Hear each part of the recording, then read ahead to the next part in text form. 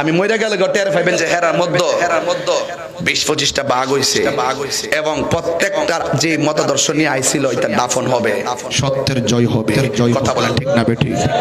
কারা কারা আল্লাহর কাছে প্রার্থনা করছেন হাত তুলে নারায়ে তাকবীর, আরো জোরে নারায়ে তাকবীর, দুই হাত সোজা করে নারায়ে তাকবীর, নারায়ে রিসালাত, আহলুস সুন্নাত ওয়াল জামাত, দুই হাত সোজা করেন আহলুস সুন্নাত ওয়াল জামাত, নারায়ে তাকবীর।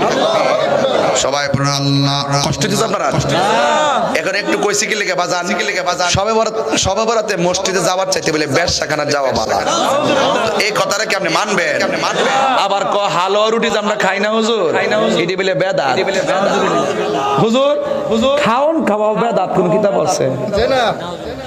364 দিন হালুয়া খাইলে অসুবিধা নাই, একদিন খাইলে কি তা হারাম হয়ে যাবো গা? আমরা কি এটা ফরজ মনে করে বানাই?